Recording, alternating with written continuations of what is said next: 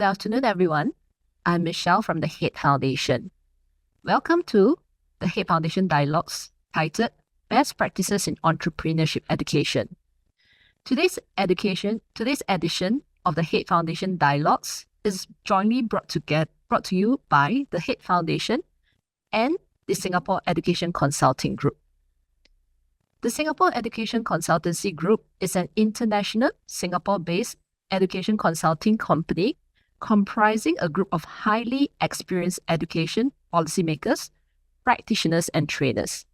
They have vast experience across the whole spectrum from early childhood education, primary, secondary, tertiary, and TVET. In particular, they have worked in education reform, teacher preparation, and professional development in Asia and the Middle East. Let me also quickly introduce the Head Foundation. The Head Foundation is a philanthropy foundation based in Singapore, and we are committed to help improve both education and healthcare outcomes across developing Southeast Asia. An area in health we have looked at is complementary medicine. In education, our support for the professional development of educators includes training of school and higher education leaders, production of open access education learning resources. And these learning resources are freely downloadable on our website and available in a number of regional languages. Please feel free to check them out on our website. Now, today's event is part of the Head Foundation Dialogues. This is a monthly series that allows us to discuss some of today's most pressing issues. And we invite thought leaders to share their perspectives on pressing issues in education, healthcare, and other fields. Today's dialogue will be about best practices in entrepreneurship education. Why? Entrepreneurship has surged in popularity across education institutions and is recognized as a critical 21st century skill. However, the methods to teach this skill vary widely still and often lack a standardized approach. Today, we have gathered educators to take a closer look at current methods of teaching entrepreneurship and also the future of entrepreneurship education. Now, I would like to introduce the moderator for today's session, Dr. Varaprasad, Principal Consultant from Singapore Education Consulting Group. Over to you, Dr. Prasad. Thank you very much, Michelle, and I want to welcome everybody to the Head Foundation Dialogues, brought to you by the Head Foundation and the Singapore Education Consulting Group. And let me say, good morning to those of you who are in Europe and the Middle East, good afternoon to those of you in Asia, and good evening to those who are in Australia and New Zealand. Welcome to this session on entrepreneurship education. Everybody knows that entrepreneurship has become a buzzword now. We want to have a 21st century skill, which is how to fill gaps in society, in business, in the community, and what goes with an entrepreneurial mindset. But there are many, many questions that need to be resolved. For example, when do you start entrepreneurial education? Number one. Number two, do you provide this to specific selected students, or is it to everybody? And number three, what are the means by which we can train people in entrepreneurial thinking? So to explore this, we have three very experienced entrepreneurs and educators, Dr. Inderjit Singh, Dr. Kwabena from Ghana and Europe, and Mr. Ramesh Krish Kumar. So what the way that we are going to do it is that each of the presenters will give a short presentation of their own experiences and of their own views. And then the rest of the session, for about an hour, we will ensure that we will take everybody's questions and try to have a very well-rounded discussion around the topic of entrepreneurship education. So without further ado, let me invite Dr. Inderjit Singh, who is a former Member of Parliament in Singapore also a former member of the board of the Nanyang Technological University, to share his thoughts with us. Indrajit, please. Yeah, thank you, Prasad. Let me share my screen. Happy to join everyone today. This very useful event. In 2013, I was at the United Nations and I gave a talk on the main topic was economic development through entrepreneurship as a way to level up the world's social justice around the world. And so I represented Singapore and I gave a talk. And it was very interesting that no matter which part of the world you look at, there's a lot of focus on entrepreneurship. Well, today my main focus is going to be on the general model of what we do in the university. But I want to start by saying that entrepreneurship is both an art and also a science. It's an art because it's about mindset, like what Dr. Prasad mentioned earlier on, that, it's really about how we think. And if, let's say, we understand entrepreneurship to be like how we think, then no matter what we do in life, we can do things like entrepreneurs, and then we can make a big difference.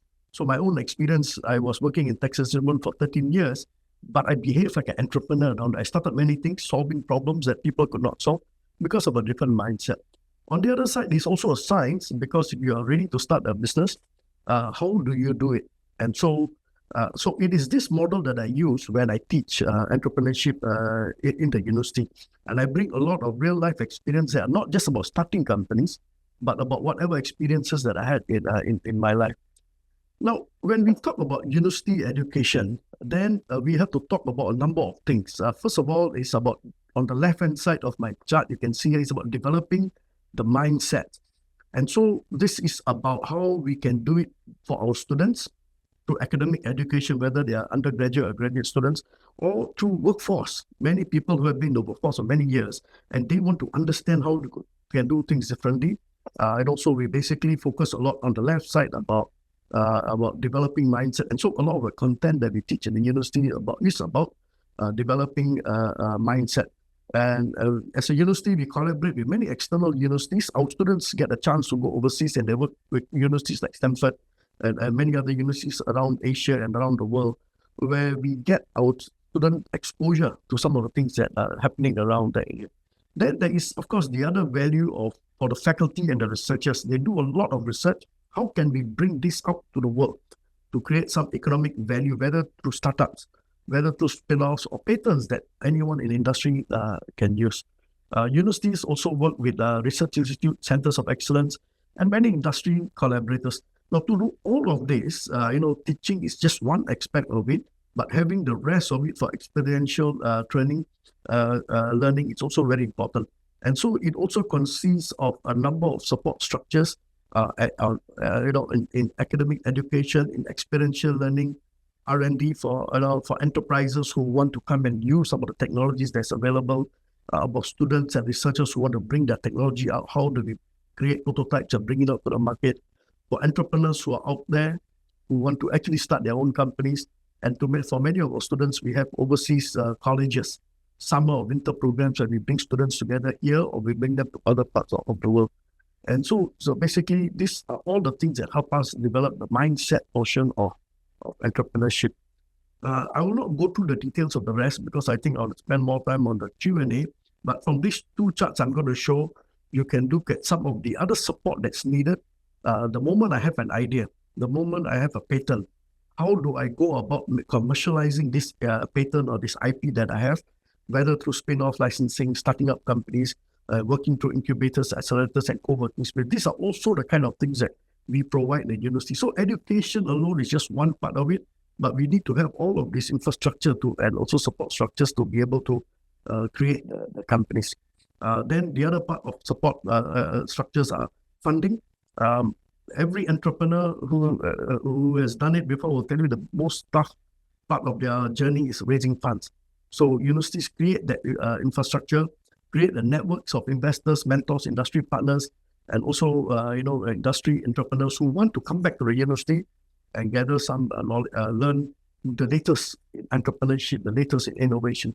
So we basically do it not just for our students, but also people who are really practitioners out there who get a chance to come back and work with us.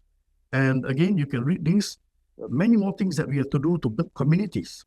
So with all of these, we can create a very robust ecosystem in universities that can help us promote entrepreneurship. And so, for example, in NTU and NUS, all of these things that I've shown to you, we have structures like this that complement the academic portion of what we do. And I'm going to just quickly go through here examples of what is happening in Aalto, in Cambridge, in MIT, NUS, and Tsinghua University in China. What are the mindset areas? What are the support structures that we have? Technology transfer and intellectual property handled by TTO. TTO means Technology Transfer Organization or Office. All right. And then, again, looking at what each one will do in cultivation, startup support, and so on and so forth. So if you look at this, then you know that if you want to do a good job in entrepreneurship education, it's not just about teaching, it's too academic. It has to be about experiential learning. And through experience, you have longer lasting memories, and that will help you. And one of the main objectives that we have in the universities, I teach at NTU, I also sometimes teach at the other universities here in Singapore, is that we want to impart the skills, mindset, so that you know how to do it the day you're ready, or you know how to do things differently in any organization you are at. And also the skill sets that I'm ready now and I want to do something different. What are the skill sets that you can gain? And all of these, by the way, mindset and skill set are trainable. It is not that you're just born with it, and that's why we have all of these things at the university. And so we develop the skill sets and the mindset, putting together the day someone is ready to do something different, to start a company, you can do it at any time that you like. But we want to provide the foundational knowledge for our students and for the industry partners who come and join us. So this is all I will share, and then I think we can spend time on the Q&A. Thank you. Back to you, Prasad. Thank you, Inderjit. What you've described is some kind of high-level infrastructure, an ecosystem that a university can provide, so that anybody who has this desire to become an entrepreneur, a tech entrepreneur, or a food entrepreneur, whatever, has the necessary support system and the necessary incubation, the commercialization, the capital, and so on and so forth. But before all of that, they have to have this urge to solve a problem in society, or a problem in business, or something that needs fixing, something there's a gap in life. And then they feel that this gap, I have an idea in which to fill this gap. How can I use my limited resources to overcome and solve this issue and make some money out of it? And I think that's kind of what you were saying about an entrepreneurial mindset. So what I'm going to do next is to invite Dr. Kwabena, because he has worked in Ghana and he's worked in Europe, and to invite him to speak about these kind of entrepreneurs. Kwabena, please. Thank you very much, and thank you for the opportunity, and good afternoon to you all. So I will start from a bit of introduction about the activities we are doing in Ghana. We are a non-governmental organization, the Social Entrepreneurship Hub that I founded, supporting various forms of entrepreneurship. And our approach is mostly social innovation workshops and supporting knowledge exchange between Europe and Africa. And I think I'm privileged to also be connected with Singapore today, and also expect support and mentorship. And I want to start premise my whole discussion on this, and it's from Professor Saraswati from the Darden School of Business, who talks about we literally live in a world that entrepreneurs have built, and yet we don't think entrepreneurship is worth teaching. So my question for everybody is, why aren't we teaching entrepreneurship? And it takes us into the room of uncertainty. Even when we want to, just as we've been discussing, when we want to teach entrepreneurship, the methodology, how do we go about it, is a challenge, because different people are introducing different approaches, and the world that we live in, there are a lot of uncertainties that we come across as individuals in our daily lives. And if we all want to even endeavor into entrepreneurship, what are some of the challenges that we face? And if we want to teach entrepreneurship, picking from what Mr. Singh already also presented in terms of mindset, how do we even present it to the people? There's limited practical exposure. How is the curriculum focused? Which is something that we're still struggling to come to a consensus on. Do we have the necessary infrastructure from where we are coming from? Even at the European level, sometimes if some infrastructure is lacking, do we have the financial muscle in place to support individuals who have ideas, or is there that opportunity for them?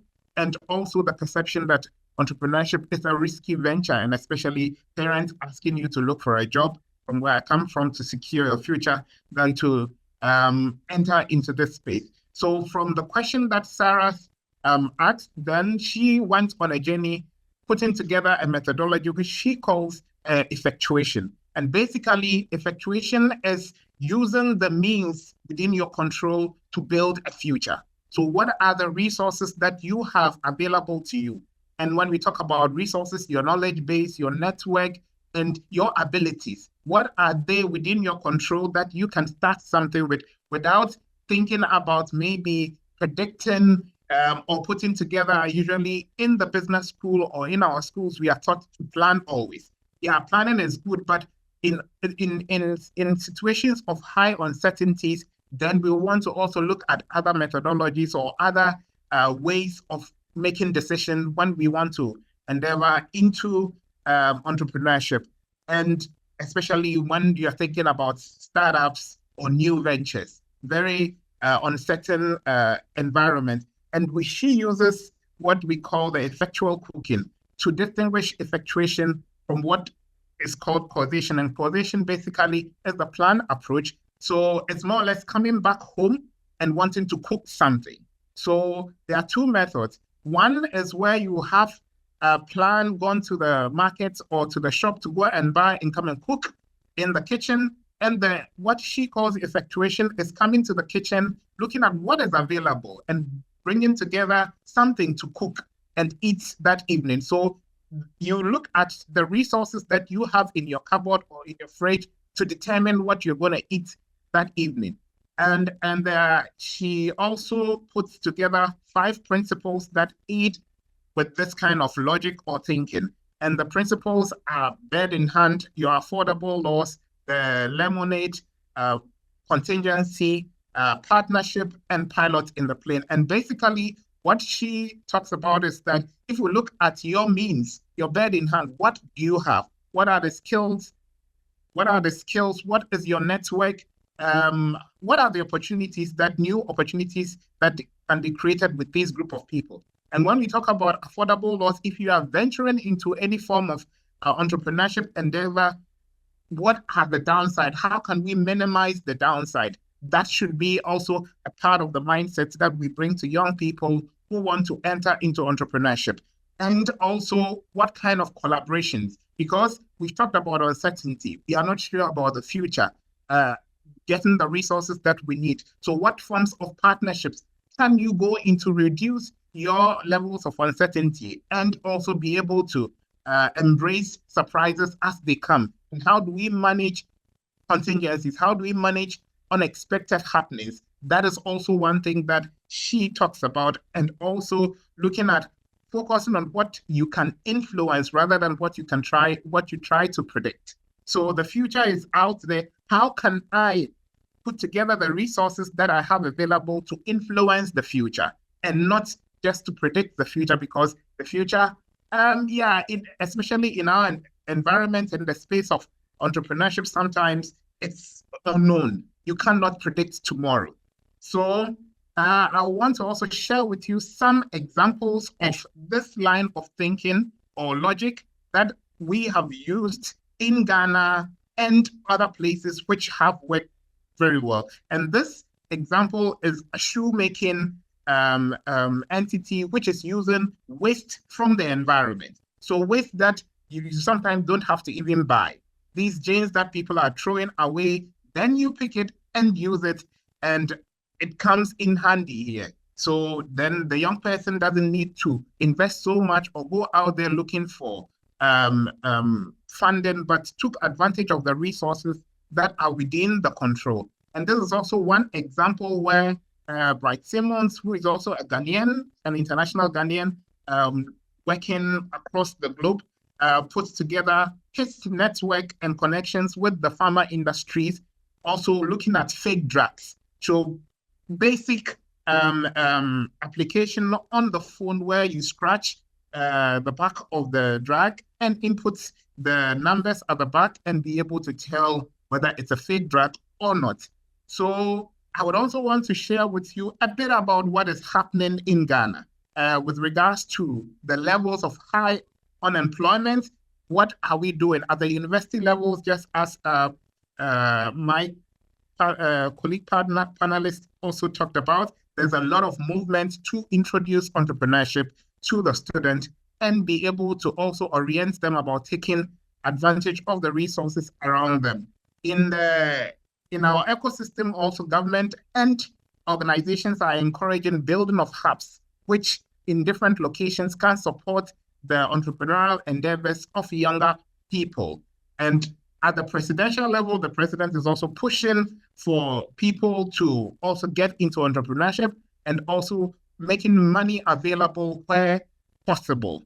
Then we have what we call the Ghana Enterprise Agency, which is also pushing entrepreneurship from the junior high school to the senior high school, because our school system, sometimes some people graduate and are not able to transition into the next stage. So what forms of training can we also give them? And that is what our hub is also supporting. And at the high school level, also making entrepreneurship a bit fun and not too serious. How do we make it a very relaxed mood or environment for people to come into? Then we have there's also university engagements where at the hub level, we are also within our community engaging students and also introducing this whole new logic of entrepreneurship, which is effectuation, taking advantage of the resources that are closest to you to build a future. So I would also end here, and I think we can talk about a lot in the discussion. Thank you very much. Thank you very much, Kwabena. You have raised a couple of very interesting ideas here.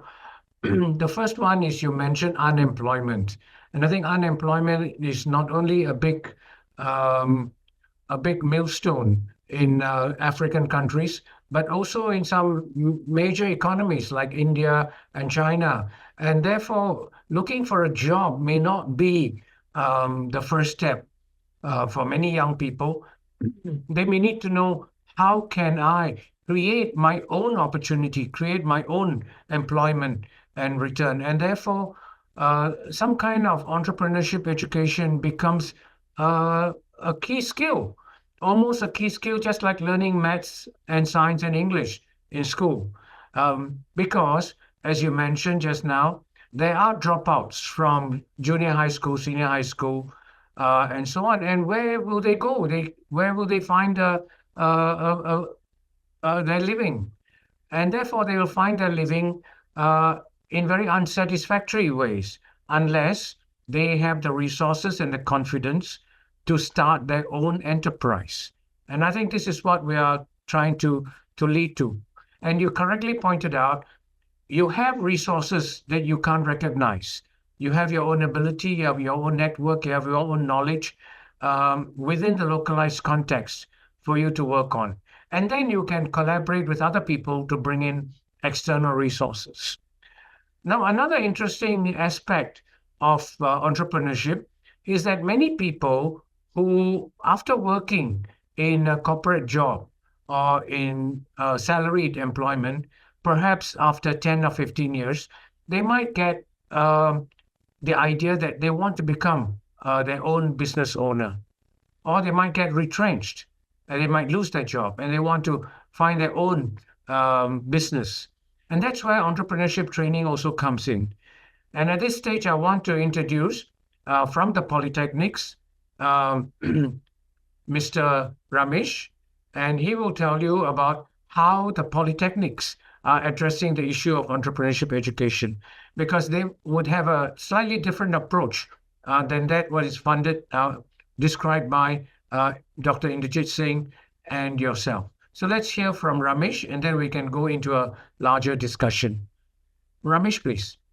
Thank you so much, Dr. Prasad. Hi, everyone. Like what Dr. Prasad said, currently I'm managing Temasek Launchpad's entrepreneurship element under Temasek Polytechnic itself. And I will just share briefly a bit about what I did, and at the same time, what are some systems that we have in place to support youth in the area of entrepreneurship element as well, right?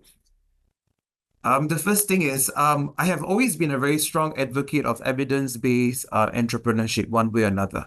And I spent about 2.5 years in a local startup. That's when I first got to know the importance of how a startup works or an entrepreneurship mindset. I have been a food scientist for 19 years. The mind is very scientific in processing many things. But the entrepreneurship mindset is something that I delve into at a much later stage, and I appreciated more of having this particular mindset at a much more, if I had it much earlier, it would have been very wonderful in expressing it in whichever field that I was in. That's when it got me started to start my own business, and I ran it for almost 5 years, and it was successfully acquired, and I experienced the exit process. There was another experience on its own. There was giving a much fruition to what it was. And of course, whatever that I have experienced or learned in the past 7, 8 years in the startup world, I wanted to put it into teaching. That's when in Temasek Polytechnic, I started to teach this subject called Innovation and Entrepreneurship. This particular subject is offered to all year 1 and some year 2 students as well. It's a fundamental module. The main reason is this. We don't want to, it's not that we want them to go and start their own business, or the aim is for them to go and think about opening their own startup as per se, but it's rather the innovative, the entrepreneurial, and also the growth mindset that was becoming very crucial for us to grow. That was the purpose of this module in the first place as well. Of course, in the past 6 years, I had the honor to actually guide almost 108 different startups, and that was put into practice in running our current incubation at Temasek Polytechnic. So if you ask me, about entrepreneurship, a mindset especially, it is a vital skill to have in this current century, but it will become sooner or later a very fundamental requirement before you even reach the 22nd century. It means not only in polytechnics or universities we encourage that mindset, but slowly in primary schools and secondary schools, we see the introduction of such mindsets as well. When I was in Estonia to visit their startup scene, I was very amazed about their education system on how early they introduced elements of entrepreneurship to grow this particular mindset. As a result, they became a powerhouse to actually create startups and unicorns as they grow as a nation.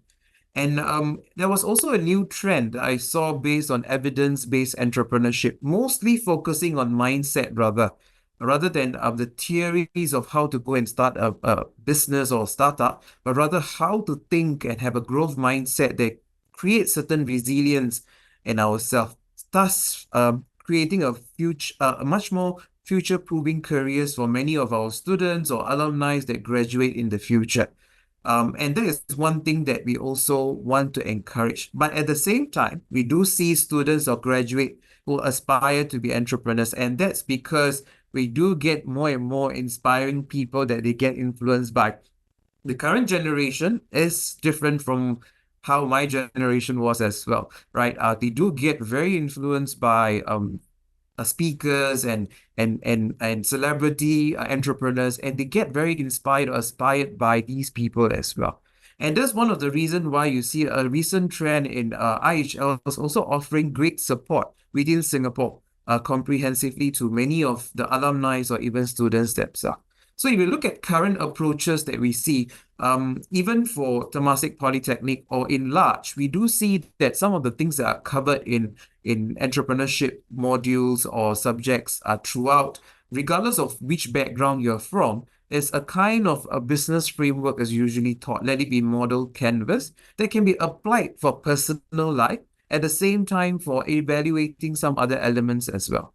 At the same time, a form of design framework like design thinking, a selling technique like pitching and motivated sequence, or even prototyping and product development are very common standard procedures that are being seen as approaches when innovation and entrepreneurship is being taught in, especially in the polytechnic levels as well. And that leads to student competition and even an opportunity for the students to be attached to the startups to learn what is it like to work in a startup. The feel is very different. Being worked in one and have started my own, I have never learned so much in a startup as compared to any other organization. The reason is because you have to do everything. At the same time, you have to focus and get things churned out in a very fast manner. There's no day or night in certain elements, which actually grows certain resilience in you in the way of thinking as well, right? Of course, beyond that student element, the moment they graduate, we also want to ensure that they are mentored and coached. A strong incubation support is provided for them, and let it be connecting them to pre-seed funding or grants or demo days. These things are getting well established in Singapore, and these are common current approaches that I have been observing in different institutes as well. But the key debate is always been whether can entrepreneurship, is it you're born with it? Can it be developed? Can it be taught? These are questions that are being asked. I wasn't born with it for sure. I'm a very scientific person by nature, very process driven. But of course, it can be developed or taught with time. That's what I feel. And it is teachable to a certain extent, especially the mindset of it. Of course, if you ask whether does the lecturers or teachers require special skills, I will cover a bit more during the Q&A side with regards to this element as well. But these are very common questions people ask, which is, does educator need to be, in order to teach medicine, you need to be trained in that field to actually teach that particular field. But for entrepreneurship, do we need that kind of training? These are very common questions educators have in our own mind where we want to teach a life skill like that. So some of the effective strategies that I have seen would be actually for a startup to visit.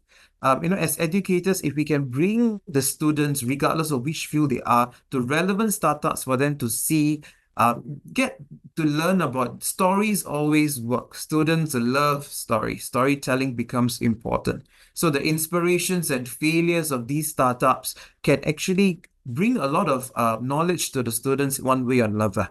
And of course, hands-on project where they work on real-world experience and the ability to pitch or storytell becomes very crucial, because that's something that even though communication is taught, but what happens is the ability to pitch or storytell is another type of skill that needs to be sharpened and to sharpen among the students as they go along and giving them that competitive edge by letting them participate in competitions. That's one thing that we realize, and we want to also ensure that we don't overload them with theory where they get very bored, but rather say stories and experiences which they appreciate more and experience when they even go for internship. And that gives them a sense of empowerment, also the empowerment to fail or to take risk, because we grow up in this education system whereby failure or risk-taking is dangerous.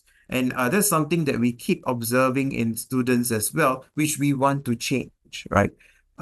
With that, I wanted to cover a last few element of advocating a mindset, right? Which is the growth mindset becomes very crucial. The entrepreneurship with a great mindset becomes crucial.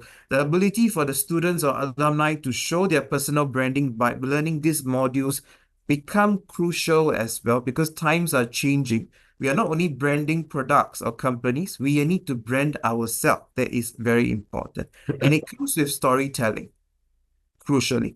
And the last few challenges that we see in the current entrepreneurship education system is, of course, students don't really appreciate theory overload. That's one thing that they really do not like, especially when we take a science student or engineer student, we ask them to talk about entrepreneurship. The theory overload gets them a bit bored. And of course, sometimes the limited exposure to real world experiences is something that we want to work on. And it is also important to note that we cannot have a very uniform curriculum that will apply to all students. And that's something that we are trying to customize for different schools, different disciplines, so that they feel the relatability to it as they go along. And of course, we want to ensure that the focus is not about starting business, but rather the mindset development. That's a crucial part that we want to actually emphasize on. And as educators, of course, the question is, when there are abilities for you to sit in for mentorship, internships, or sit in to listen to startups, that's one way to actually gather experience for yourself, especially if you're asked to teach such modules. And demo days and startup events are best placed to learn their culture and the way that they, the feel and life of a startup, so that the way of mindset also gets seeped in and learned as we go on. And understanding the startup processes, and of course, focusing on real case studies and simulation, and giving them a safe environment to actually experiment are things that we need to give as educators. So with that, I would like to go to the next section of Q&A if you have any questions for me, and I'll pass it back to Dr. Prasad. Thank you very much. Thank you, Ramesh. And you have raised a lot of questions, particularly with regard to when we should start entrepreneurial training, at what stage in a student's life. And polytechnic students typically are age 17, 18, and 19. So that's quite a young age to start getting exposed. Now, one unanswered question that's in everybody's minds is, what qualification does an educator need? Does he need to have his own startup? Does he need to have been an entrepreneur? Can a normal educator change mindsets? Is that even possible? So this question is already up on the Q&A chat group. What is required of educators? Or is it that we bring in people from the startup industry to come and speak to students? Can the institution have its own pool of educators who address this issue of entrepreneurship education? Perhaps I'll ask Ramesh, and then I'll ask Indrajit and Kwabena to answer this question. Thanks for that. I think it's a very tough question indeed, because we ourselves are cracking our head to understand what would be the ideal, because some of them do come with startup experience, some of them come with an entrepreneurship background. That has shown to be very valuable for sure. But at the same time, there are people who are actually trained, or they finish their education specifically in the area of business and entrepreneurship. And of course, they have a different take with regards to entrepreneurship element. But the question is always, can another life skill educator or any other educator come up and take up this particular role to do it? We have seen definitely within Temasek Polytechnic itself, whereby we have educators from different disciplines coming over to teach entrepreneurship. Ultimately, if the mindset and grit is available in the person itself, they are able to actually advocate and teach such a module. That's important as well. So it's a matter of having that mindset and that grit within that. So that is crucial. Does it mean that we create a pool of educators, say in whatever discipline, food science or engineering or business, and give them a special pedagogical model for them to follow and bring that to their classroom? In my opinion, I think yes. One of them is, of course, having a short and rather structured curriculum for them to also to learn a bit about the basics of certain elements. But at the same time, another thing that's useful is sitting in with the startups. Recently, we had an adjunct who actually sat in with a lot of mentorships with the different startups, and the adjunct was actually very shocked by what the startups go through, the problems, the real life situation, the way that they think, the way they solve the issue.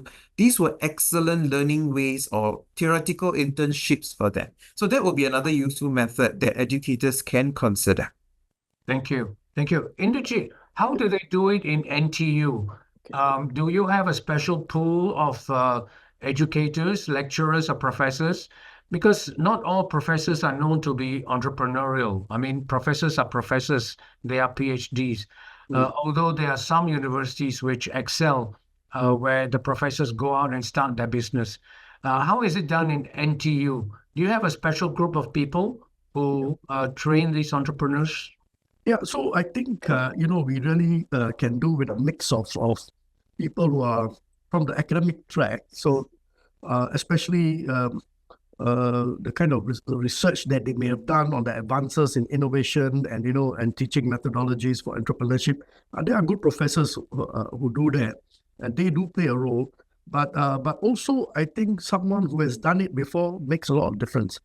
And so one of the things that the universities do very well, including NTU, is that, so you see, I have the title of professor. I'm actually an adjunct professor. I have my own work, and I'm a part of the faculty. So I teach certain parts of entrepreneurship that require the experiential type of learning, someone who has done it before, and then share with the student. Then I think someone else can go on some of the tools and the skill sets that are needed, business model canvas, or, we heard about Saraswati effectuation theory. She was an academic, and she came up with a wonderful theory that we teach in the university these days about the different type of thinking. So I think pure academics are not going to help you create a good entrepreneurial group of students, but also pure practitioners may not be able to teach it in a manner that it can last. So it's a mix, and that's what we do in the universities for some subjects. Those who have experience before, and some of them are purely theoretical. So the book that I displayed on, I wrote this book, and we hear a lot about putting theory into practice. What I did with this book was I put my whole practice into theory so that it can be taught. And that is a very difficult skill to do. And so I basically, when you go through that, you will understand how to think like one, because I make it into a teaching subject. Yeah, I just wanted to add that before Saraswati became an academic, she actually did a number of startups, both that failed as well as those that succeeded. But then she decided she has to learn more about this, and that's where her research went through. Kobena, any thoughts on this? Who should be educators? I think this is a very tricky question in all sense. And I would say, in the strict sense of the word, you don't necessarily have to have had the experience of owning your business before you become an educator of entrepreneurship. But it's an added value. It's good because when you are teaching students and you need some practical insights, and if I will borrow from my two panelists, they have the experience. So it's more like it also gives the student some form of assurance. It's credibility. It adds credibility to it. And also where there are issues or where other people are supposed to bring insights into whatever you are presenting, it's easier to pull them in and find them because you know where to pick what at what point in time. But we might not find all people who are practitioners in terms of business wanting to become educators. And also, there are people who are academics who have learned. There are a lot of case studies, extensively researched. So they are also sometimes even in a better position. So let me use this example, like me traveling to Singapore. Knowing that I am not an indigent, I might take a book and read extensively and try to do a bit of travel. Sometimes then I have come to even know more about Singapore than the Singaporean who lives in one part of the city and has experienced one city and thinks, okay, I know the whole country. So the field of entrepreneurship is quite broad. It is not only about maybe starting a tech company or only about starting a plastic recycling company. But an educator might have read extensively and know bits about different case studies, how they started, how they failed, and we'll be also in a better position to also educate people. That is what I would say. Thank you. And since you're already on the screen, you mentioned about your junior high school and your senior high school and people who drop out of the education system. And how do we get them to start their own business? I mean, we don't need them to be tech entrepreneurs, right? They can be website designers, they can be hairdressers, they can be motor mechanics, as long as they do something with their own internal resources. How do you get them with a mindset that they are okay to take some risk, provided it's, as you say, it's affordable risk? How do you change their mindset, and who is the one who is going to mentor them and guide them in this? Thank you very much also. So an approach that we are in collaboration with the Society for Effectual Action, headed by Saras, we are putting in place or have started in Ghana is knowing, you talked about mentorship, because especially the high school students in Ghana, majority are in the boarding house, which is a system was put in place by the first president, and we've carried it through. So what we have done is that usually we started with how do we orient the teacher who is closer to the student.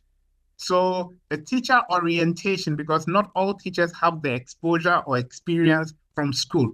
The whole topic of entrepreneurship is a new wave that is entering into our university environment. So teachers, first, we try to also not convince, but orient them about the need to think in a certain direction, and not only about looking for putting together a business plan and looking for that big money, which we might not get. Because in my country, Ghana, sometimes if you go to the bank for a loan or any amount that to support your business, you're paying in excess about 30+% interest. And a young person does not even have the credit score, or credit is not credit worthy to be able to go in for it. So orient the teachers about what are the resources within our control, of the young person's control. So introduce them to this whole thinking about after school, what skill have I acquired? And one example that I would give is what we call the Enobua project. And the project that we are also embarking on in collaboration with the Society for Effectual Action as well, as we targeted the visual arts student in the high school between 14 to 18 years. So introduce them to, okay, and what we added to it was the circularity, the topic of sustainability. So there are wastes around us. Can I, as a visual arts student who can create different visual art pieces, can I take advantage of the waste around me to create masterpieces and be able to sell them? So here's what we come in with, their orientation that, okay, what is around me? Who do I know? Who is within my control that I can ask for maybe a small space in the corner when I am done with school and cannot proceed because maybe parents do not have money to take me to the next level. So the small store or the small opening space of the family can be turned around into something. The trash around us that people don't see value in it, how do we encourage them to also see value in it? And with these things, it does not cost money some of the time. And if it even monetary value is so small that that person, given the small push, can come into the space. So that is how we are introducing the whole concept of entrepreneurship, effectual logic also to the student in the high schools. Right, with very little monetary risk involved. Exactly. This is the thing. This is the thing. Then the failure rate, even if you fail, to come back is easier. But when it's too much money in it and you go down, then coming back becomes a challenge. So start small. Let us gradually look at what is within our control. Start small and not really think about, maybe I have put together a big business plan and I'm going from door to door asking for money. Right, right. So, Ramesh, can I ask you, do students really understand the concept of risk or risk taking? When you want them to make, you want them to take the leap, and then you say, be prudent. So, aren't we like being a bit contradictory here? How far jump should they make when you talk about entrepreneurship and starting a business? That's a very good question. I think one of the thing, I mean, most of the students or even the alumni who come back to us, many of the startups we have are actually alumni who finish their university and then they come back to incubate with us. And of course, we do have our current TP students as well. They are very adverse of risk and adverse of challenges. And I think, of course, that has something to do with our educational system as well, which it takes a bit of time to actually allow them or give them that conducive environment to say, go ahead and take that risk. It's okay to start a startup and fail, because it is not that when you start something, you have to succeed, because if not, burnouts and stress becomes a very big burden among founders as well.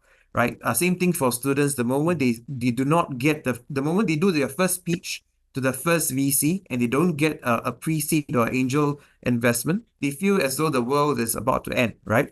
But so that's the mindset that we want to change. It's okay. It's the $100 that you knock that makes a difference, not the first or the second, but the $100 could make a very big difference to your business itself. And you learn as you knock the $100 by the time you reach there. So that's one thing that we keep encouraging when we do mentorship for students and our alumni. It's a very heavy thing we emphasize on: the mindset, the grit, the resilience, be more perseverance, and also the risk part of it as well. They like to play safe. And of course, it has to do with, and of course, there are sometimes where people ask, could you give an SOP on the right thing to do? The process, the correct answer of how to become successful. So it's very theoretical. They will ask for books, for example, the theoretical answer to get to this particular success. I say these experiences cannot be translated, and there's never a correct formula for that. And that's something that the students and the alumni, which are currently incubating with us, are fully aware of, and we strongly encourage. So you mentioned about knocking on doors, and the 100th door might be the one that works for you. The question is, who is mentoring you along the way so that you are learning the right lessons? Because you might be knocking on doors without learning anything. Yeah. So I think one of the thing, even when for Temasek Launchpad itself, when we mentor startups itself, we regard ourselves as general practitioners, like GPs. They come in with specific areas, we guide them. But if there's a very specific problem, we send them to the specialist, a mentor. Because the moment we send them to a VC mentor, each VC they meet, each angel that they meet actually gives them a different advice that confuses them. Same thing for students as well, right? If they want to even think about having an entrepreneurship aspect to their field, I think too much confusion can come into the picture. So the mentor is a very important person. It's okay to have many mentors, but it's good to fix a few GPs for yourself and then find a specialist whenever you need, so that you get the right guidance as you progress along in your startup journey. Too many chefs that can sometimes spoil the soup. That's a important thing that I have noticed as well. Thank you. Do you think that the Launchpad, Temasek Launchpad, how do you measure its success? Good question. So there are, to us, one important element is this. We have observed throughout the world, when it comes to incubation or a launchpad, they love to get deep tech, shiny tech. It has to have a very strong tech element to it. But as you know, Temasek Poly has a very strong design school. And very surprisingly, design school students have a very strong entrepreneur or freelancer mindset. Yeah. You brought up a very good point. A photographer or videographer, a branding person, why can't they start a startup? But what happens is these underserved startups are usually neglected in the process, right? And for us, it's very important that we actually nurture these neglected or underserved startups, and we actually groom them and we support them in every way possible. Let it be, they say that many doors are shut on them because they don't have a tech. But we don't believe that a startup has to be a tech startup in order to be successful. Many of the startups that we have seen success from are actually, some of them are non-tech startups, and we are very proud of what they have done. Right. So I think this mindset, even within the educators have to change. And that's one important element I feel. Yes, I agree with you. I think we are very, very fixated on tech startups. Yes. But there are stories of freelancers, and I think what's happening is that the gig economy is actually growing. The freelance economy is something that's growing. So one might say, I could use a laptop and start a business, right? I could set up a cosmetic business. And in fact, this is a phenomenon that's happening in Singapore. And I want to ask Inderjit this question. Inderjit, in Singapore, we have a strange phenomenon where lawyers, young lawyers, suddenly give up their legal profession and want to set up F&B or coffee bars and sell croissants. What do you think motivates people to leave their careers and start entrepreneurial ventures? Is it something innate in them that they've been dying to do, or is it that they have too much money and time? Well, so there are a few reasons why entrepreneurs start their company. One is need, like what we hear in Ghana, for example, or many of the African countries. It's a need. You can't find employment, and so necessity and a need forces you to do something that will help you earn an income. The second reason why you start a company is because you see a great opportunity out there.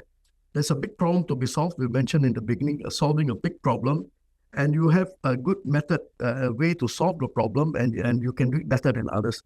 So it's an opportunity-driven thing. Now, there are other reasons people do it. One of it is I'm giving up my job. It's too tough. I need to do something, and let me try this out. So I think this is the phenomenon that we are seeing in Singapore, where very highly qualified people are trying to do F&B or cafes and so on. And some are successful, but some are not. So I would say the reason why you go and start the company is very important. In fact, I saw a question in our Q&A about should you just start after school? No, I think you want to start a business. If you want to create a scalable business, is when you see a great opportunity out there that you actually are able to solve better than others. Otherwise, I would advise that go and work for an organization that helps you practice entrepreneurial thinking. So my own experience is I spent 13 years in Texas Instruments. I was an engineer, and I was solving problems after problems. And in addition to that, I also was like an entrepreneur. I created over $230 million business at 90% profit from rejects that were throwing. And I could do it because I thought differently from a normal engineer about how a problem I was trying to solve, how to bring profitability to the company. So I think, I'd rather do that, gain the experience, and then the day you have a great idea and you have the domain knowledge and you have the skills to do better than the rest of the world, that's when you start the company. Otherwise, especially in places like Singapore, where the cost of failure is very high, all right, you could end up spending a lot of your resources, your money, and your time, then paying to the landlords who are going to take the high rent and the cost of doing business. And so you don't want to do that unless you're very sure that this is great. I just want to add one more point on failure and about risk taking.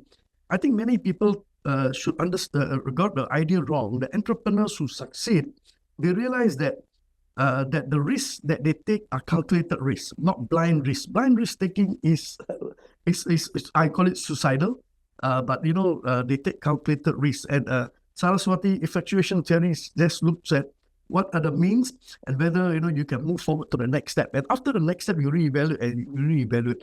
So I think this will be a better look at what you have. Now, some people, when they look at the risk, they freeze. Paralysis, I call it analytical paralysis. You cannot move. But entrepreneurs basically are able to see a way out, and then just a few of the risks being mitigated, they're able to move and then keep on moving and keep on moving. Correct. The idea, that's why in Temasek Poly and some of the other polys, we have very much a problem-solving mindset. In fact, the entire curriculum is not delivered through a teaching process, but through a problem-solving process. And this gives them the confidence that even when they go to work, for example, they know and they're confident that they can find the resources to solve problems.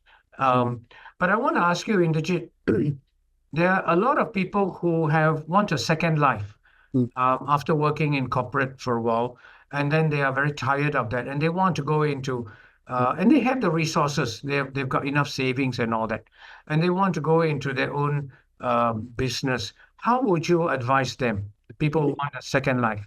So I think one of the things I strongly believe is that for whatever you want to do, let's say you want to start a company, you must have a very good domain knowledge in what you're trying to do.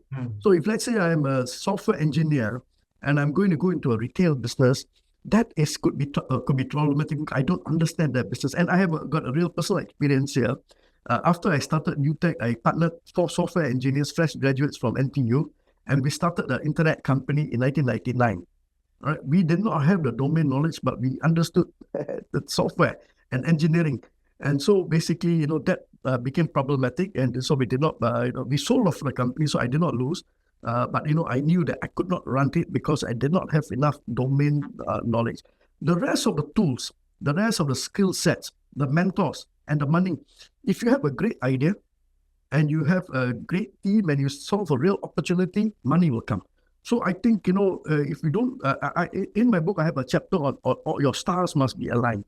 And it's not about whether it's horoscope. Is there an opportunity? Answer, yes, very good. It's a good opportunity. Number 2, do you have a great team that can make it into big? If the answer is yes, it's very good. And the third, can you find smart money? Not just any money that can support you along the path. If these 3 are aligned, then your chances of success are high. So I would say that people who are tired, want a second life, go ahead and do it if you can answer these 3 questions. And if it works for you, you should do it.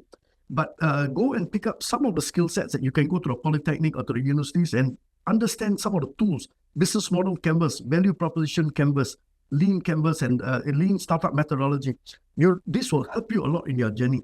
Can pick that up, bring your domain knowledge, then I think your success will be better. Thank you, Indrajit. Your statement that entrepreneurs are not gamblers, is correct. If somebody has put into the chat box, it is about calculated risk taking. The entrepreneurs are gamblers. Nobody is in that sense going to throw his money away just for the fun of it. So we also are quite fixated on how to raise venture cap. $1 million, $2 million, or $3 million. But in Ghana and Africa and some other countries like Vietnam, it's not going to be easy to go to a VC and raise money. We're talking about small money. So perhaps I ask Kwabena here to step in and talk about how to raise small money, enough to get you going through the first couple of years. Thank you very much also. So raising money, I think usually there's this whole kind of cool approach on the internet. I package something, pitch, and some people clap for me. Then some VCs are available to shower some. I think a lot of them on YouTube and the videos that we watch, it sometimes gets people into that mindset that it should be that way. But what we are also trying to push is what we call it's also effectual way of financing your business. And especially when you can't go for the bank loan, because our system is such that then unless probably your whole family is putting its assets there as collateral, which is not possible. And especially when you're also starting small, then how do you, usually when we talk about financing, then we are only also thinking about money, but it's always not money. So that space that your uncle has, which can be your starting point in terms of a space to start your business, which you are not paying cash for, is a source of financing that is coming to you. Because on the other hand, you would have gone to borrow money to go and rent a space to start the business. That high purchase, that woman who is ready to maybe give you some materials to start your business, small. After you have sold them, you come back to pay her and take some materials to go and sell again, or use it for the production of your product to sell again. So these are the approaches that we are trying to introduce to younger people, that, hey, it is not putting together the paper and waiting for the next bank or the next VC to invest in you. Start small. Even if you want to start a tech company, it's a laptop. If an uncle is willing to buy you a laptop and provide you some resources to buy internet, there's knowledge on the internet. I always tell people the only thing you cannot find on YouTube is how to make human beings. So everything is accessible there. It's a click away. And fortunately for us, we have access to internet as a country, and it's good internet. So it's the cost involved sometimes that is the problem. But using your family, using the small resources that is within your control. That woman who is willing to give you something on credit to start the business. That man who is willing to give you a line of maybe a car is moving from, I know Mr. A, he sends goods, he's into sending goods from one end of the city to the other end of the city. So then I approach the man and tell him, I have to pick goods from maybe Singapore to another city in Singapore. Your car comes empty. Can I pay you a token so that you bring my goods back because your car is coming empty anyway? That person, as reasonable as that person is, and understanding also the challenges that you, a young person, is going through, I believe would also think through it and maybe even consider it. So we need to look for different ways of presenting, financing our activities to students, to entrepreneurs that we deal with, because, and unfortunately for us also, some organizations putting forward monies to support sustainable businesses. And it's not enough, but it's also good for a starter. So people who can show that their businesses will have positive impact on the environment and the people in the community also get some form of support. But what we are mostly telling or educating people is to look around you. What other forms can you reduce the amounts that you need to start the business? And reducing the amounts is reducing your financial burden in starting the business. And one last thing that I want to add to it is, in this whole space, especially teaching it to younger people, what the Society for Effectual Action has done so far is to put together a curriculum that, because teaching entrepreneurship at the high level, school level, on the university, and even at the hub level, there are some differences because there are different exposures. The younger person, his level of exposure is different from somebody at the university. So what they have put together, or what some of the experts on board have put together, is a curriculum for high schools and how to present the idea in a very simple way so that the younger person will appreciate the knowledge and be able to also put things together for him or herself. Thank you. Thank you. You have beautifully described a very good example of an entrepreneurial mindset. It is how to find resources when they don't appear, when it's not clear. It's not money. It's not only money, but it's how do I think through and find a way out of an issue that I have. Like you said, can I pay for an empty vehicle to come? So this raises the issue of what is this mindset? What is this actual mindset? How can you train this mindset in young people?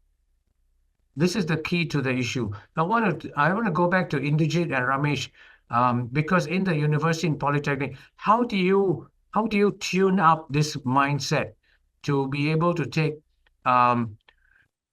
to solve issues without always looking for a solution on the internet, or to look for money, or to look for other things? Yeah, so I think I mentioned earlier, one of the important aspects of teaching is going to be experiential learning, and we can do it through case studies and some simulations that we can get students to practice. I think once they have the hands-on practice and they find that they could solve problems without using lots of resources. I think that makes a big difference. So I think on the ability to actually experience it, that's first. Second one, Ramesh, I think mentioned earlier when in the beginning was about bringing in experienced entrepreneurs. And I think every entrepreneur who gives a talk, and because we brought them to the universities, and I used to organize this when I was in Action Community for Entrepreneurship years ago, every entrepreneur that comes to speak with students will tell you about their failures, not just about the experiences.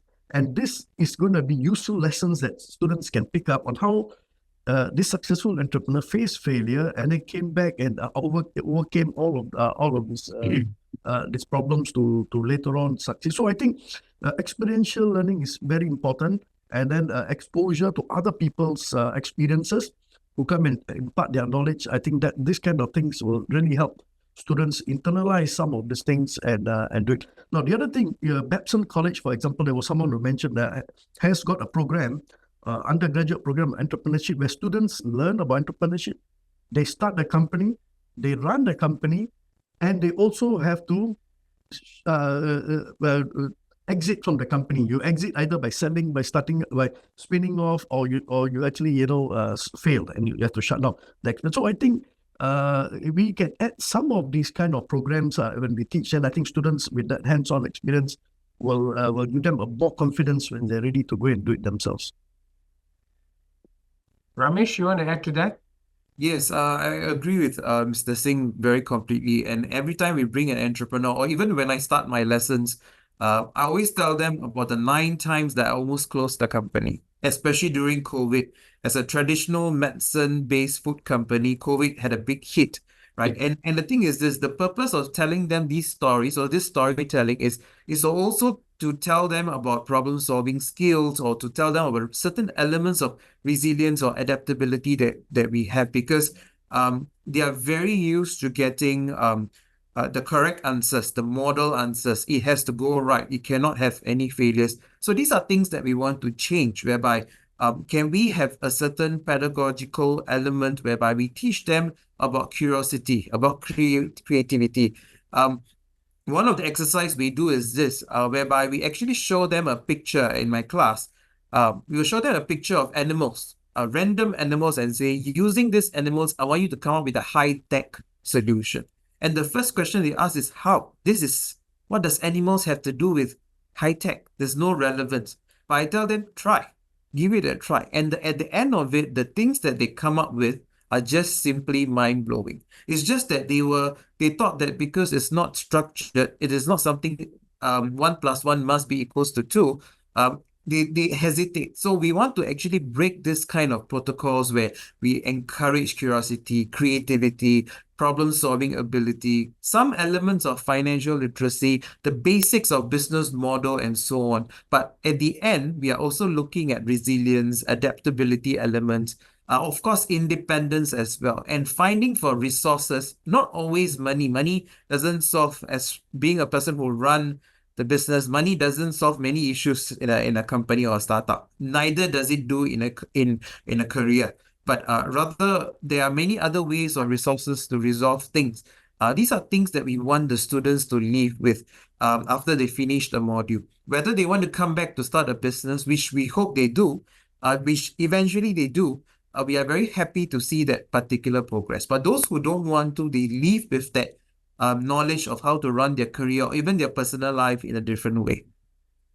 Thank you, Ramesh. There's a question in the chat box about how do you have enterprises within a secondary school system. And I think that there are many student clubs already existing in a school. And the school can experiment with allowing these clubs to operate stalls. Let them come up with their own ideas and allow them to keep their revenues. In other words, incentivize them to come up with, identify a need in the school. For example, perhaps a club can start a bicycle repair service, or another club can say a phone repair service or whatever it is.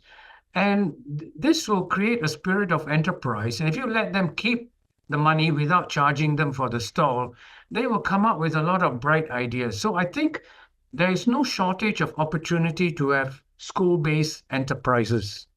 For example, selling party goods, selling food items, provided, of course, it's safe and follows all regulations. But if we allow the natural entrepreneurial spirit and mindset of young people to come forth, that experience in a school ground, is a very safe place. It's an entirely safe place for them to try it out. And I think more and more schools can do this. More and more schools can do this. And therefore, when they go on to junior college or polytechnic or university, they will already have imbibed some of this very fine risk-taking, collaboration with their friends, and some arguments and problem solving. They have to go through this anyway in life. So they might as well go through it in a safe environment. We have about 5 minutes more. Can I invite each of you to just give your closing remarks? Perhaps you can pick a question from the Q&A and pick it up, and then I will allow each one of you to make your closing remarks. Kobena? Maybe I add something small to what you just said. An experience from my childhood. Yes. I was in one Catholic school, which was a boarding school, the St. John's School in Sekindi, Ghana. And the opportunity that was given was we had this club called the Junior Achievements Club, and students who wanted to get into business. So, and the school dedicated a space where that student club, we go out, because it's a boarding school, you are not allowed to go out. So we had the privilege to go out and buy candies, biscuits, bread, and all these things and stock the place. And we had people who were more or less there to sell. So not every club member was supposed to be a part of the sales team. So we had a sales team, but at the end of the term, which we call every 3 months, we go home and come back. So we call it a term. We share what we call dividends. So the profit that comes, we share it among ourselves. So the school did not intervene or come to say, okay, you have to pay electricity. No. All we knew was that we keep proper records. There was a senior teacher who was guiding us to keep proper records. At the end of the day, this is how much we invested. This is how much we've gotten, no matter how small, shared among students. So I think I would take it into one of the questions that I saw about somebody saying he or she wants to start something like that in his or her school. And I will encourage her to get in contact, I think, with your organization, which is closest, or even can reach out to us through the Society for Effectual Action as well, share some of the resources that we are using at the high school level. We can also share with the person, and it's more training the teachers, orienting them. How do we get them to also appreciate? Because at the end of the day, when we leave the school, it's the teachers who are with them the whole day. So how do we equip and incentivize also teachers to be willing to carry this whole process through? Because sometimes some of these entrepreneurial topics are not part of the semester or term curriculum. So it's an extra duty that the teacher would have to get into, or extra activity the teacher would have to get into. So, and from there, the student, how do you engage them? How do you make it not academic, where it becomes more or less like a pass or fail, but more exciting, get them involved, and also teaching them not too much about, I need to put together a plan to predict that I have to get this before I get that, but taking one step at a time. Okay, this is me. This is what I can do. And I think this is my knowledge base. This is my experience. So one step at a time. And I think by the time the student is out of the school, he or she might have learned a lot that builds a certain strong foundation for him to take off to the next level. And it's the same thing that we are also introducing students at the university level, and within the hub, people from the community who come to seek entrepreneurial orientation or knowledge capacity building. So that is what I would also tell I put also in the link an activity, the Trash to Treasure competition, which is also boost the energy, the knowledge, and also the participation of students. So when there's a competition, they act differently. And that is also one thing that besides teaching them, we did. So with the visual art student, they put together wonderful art pieces. Then we created a space for exhibition. Then there was a competition. Then there was some people who won, but everybody was given some cash prizes to go and also buy more materials for their department to put together wonderful art pieces. Thank you. What we're also looking for is to create spaces that introduce them to the higher level. Yes, thank you. Thank you, Kobena. Ramesh, some last words? I think Dr. Prasad, I agree with what you mentioned.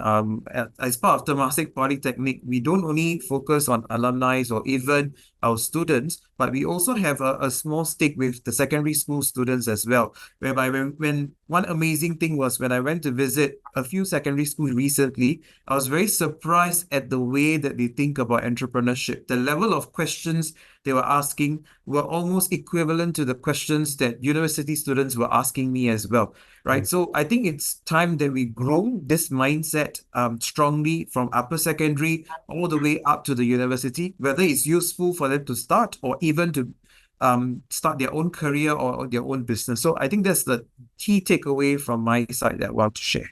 Thank you. Indrajit, last word from you. Yeah, I'll just answer the last two questions out here. One is if you are very good in your work and how do you explore an entrepreneurial opportunity? I give you my own example. I was working for Texas Instruments for 13 years before I saw an opportunity in the semiconductor industry.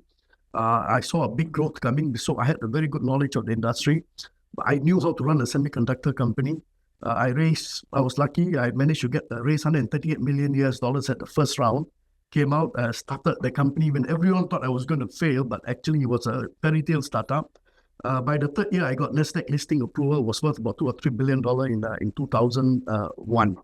So what helped me there was my existing knowledge, but because I understood the industry and I saw an opportunity that's coming, I decided to leave a very good job that I was really doing. The last question is on interpersonal skill set. Now, you need a few skill sets to create a team, hustler, hipster, and a hacker. I mean, you can read these terms online, but the most important person is going to be the hustler who will have great interpersonal skills of being able to sell, being able to get a team together, and be able to articulate these to all the stakeholders about what is important. So communication skills are very important. Team building skills are very important to bring the different type of personalities together.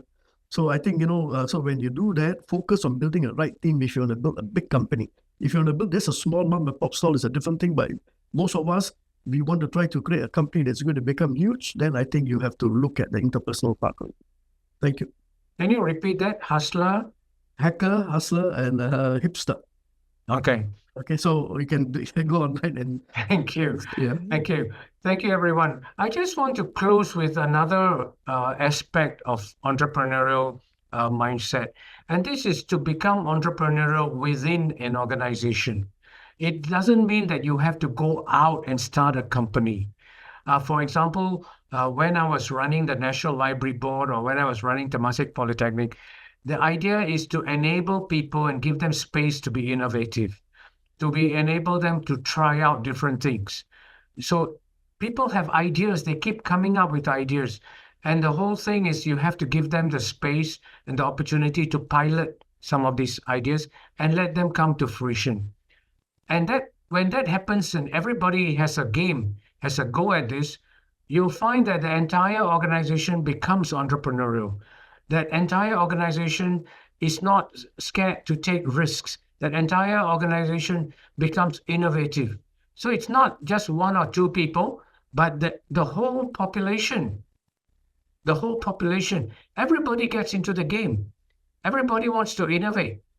And that's why the top management must be able to support people who are naturally entrepreneurial, but who are working for you within an organization.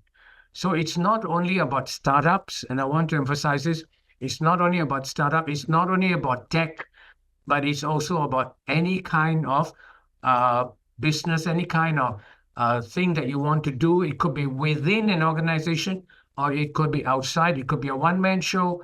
It could be a big organization. So I want to thank the three wonderful speakers for their contributions today. And I want to thank the audience for all their questions.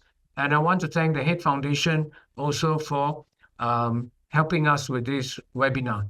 Thank you very much and have a very good day. And back to you, Michelle. Thank you. Thank you, Dr. Varaprasad, Mr. Indrajit Singh, Mr. Kwabena, Mr. Ramesh, for sharing your insights with us this afternoon. To everyone tuning in, I hope you enjoyed this session and it gave you much to think about. To help us improve on our future events, we invite you to share your feedback in the short form, which is now provided in the chat. If you missed part of the session, or you would like to actually share this video with your friends, we will be providing a full recording very soon. Please subscribe to our YouTube channel and our social media accounts that will appear on the chat to keep updated. Next month, August 2024, our dialogue will be titled, Can We Recreate Memory? Reversing Age-Related Cognitive Decline. It will be held on 29 August, Thursday, 6:30 p.m. And we'll be looking at the groundbreaking Thinking Memory program, which is being piloted at a couple of Singapore's active aging centres. Discover how trained cognitive coaches are revolutionizing cognitive health and how it can offer hope for a future where cognitive decline can be prevented, not just managed. This is a hybrid event. The sign-up links are now in the Zoom chat. You may choose to attend online via Zoom or attend it in person. With that, that's all for today's dialogue. Thank you again for joining us, and we hope to see you again for our dialogues. Goodbye, everyone.